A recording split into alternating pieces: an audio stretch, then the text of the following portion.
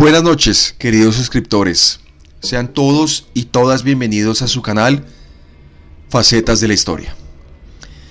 Hoy quiero que hablemos de un tema con un significado muy especial para mí, ya que en mi perspectiva, el poderoso e incomparable Ejército Rojo fue en su momento una de las tropas más fuertes del planeta Tierra, siendo prácticamente los soviéticos los únicos en no solo resistir el asedio nazi, sino lograron repelerlo y contrarrestarlo.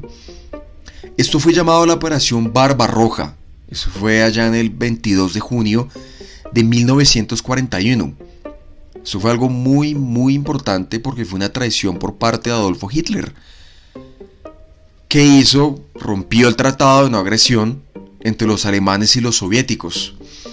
Un pacto firmado por ambas partes que en su momento, cuando comienza la Segunda Guerra Mundial, Hitler decide invadir Polonia, firma el tratado con Stalin, del tratado de no agresión en 1941, para prácticamente, en pocas palabras, decide repartirse Polonia y algunos países de Europa Oriental.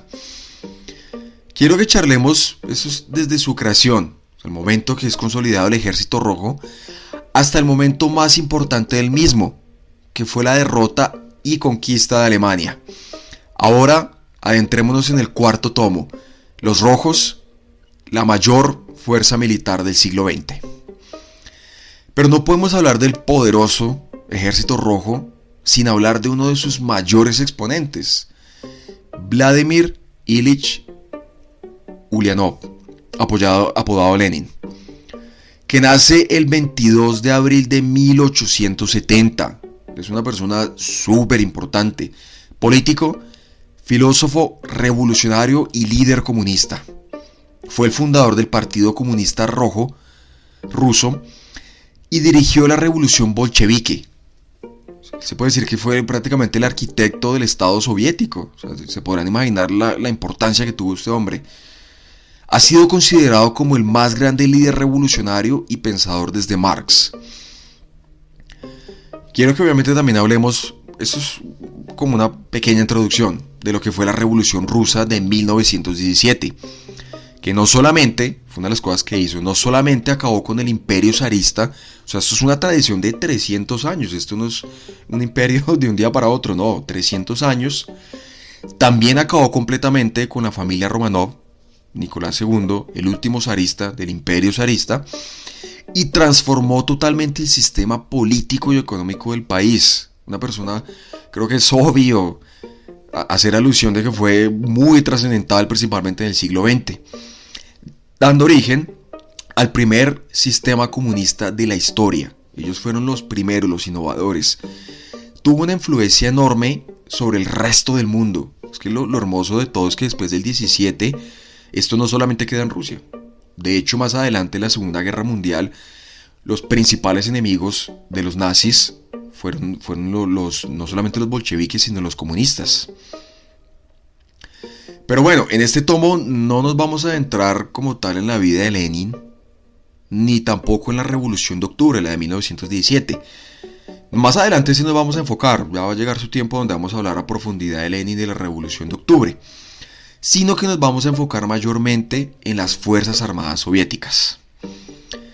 El Ejército Rojo es el nombre que se le dio al ejército que fue creado después de la Revolución Rusa allá en el 1917, año en que los bolcheviques crearon una fuerza armada. O sea, es que en su momento obviamente estaba el Movimiento Blanco, la Guardia Blanca, que ellos eran prozaristas. Ellos son los que estaban, básicamente los que estaban de parte de los zaristas, del gobierno provisional en su momento.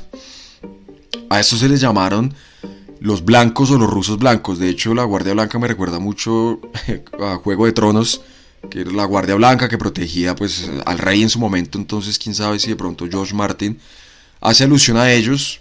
Pero bueno, eso es como un dato curioso nada más. Cuando la Revolución de Octubre de 1917 dio el poder a los bolcheviques, ya ellos estaban tomando el poder en varias ciudades importantes de Rusia, Lenin y Trotsky utilizaron lo que se denominó la Guardia Roja. Un dato curioso es que los integrantes de la Guardia Roja no eran más que obreros y campesinos, a lo que se llamó en su momento el proletariado. Pero ellos fueron liderados por suboficiales que actuaban como esa fuerza armada, como el brazo armado del bolchevismo, pero sin estar efectivamente organizados. O sea, es como contraproducente porque era una fuerza armada, pero no era un ejército como tal. O sea, estaba basada en soldados de afiliación comunista claramente, pero ellos no seguían órdenes. O sea, no era una estructura militar, era algo muy completamente diferente, que ellos de hecho rechazaban la disciplina, y era más que todo, como lo dije desde un principio, obreros y campesinos armados. Era gente voluntaria, por decirlo así. Ya pues la guerra civil rusa en 1918 era tan fuerte el impacto del ejército blanco, de la Guardia Blanca, que los bolcheviques se vieron en la necesidad de sustituir. Ya no era una guardia, ya no era un grupo, sino que tuvieron que crear una fuerza militar permanente. O sea, esto se volvió ya algo mucho más grande. Y como tal, el Ejército Rojo, su nacimiento es el 28 de enero de 1918. Ya esto se trataba de una organización militar efectiva. Ya esto fue con rangos, departamentos y colocándolo bajo una disciplina marcial, ya generales u oficiales. Ya eso fue algo, o sea, como dije anteriormente, ya los bolcheviques se vieron la necesidad porque realmente la Guardia Blanca o el Ejército Blanco, el Movimiento Blanco, era completamente mucho más fuertes.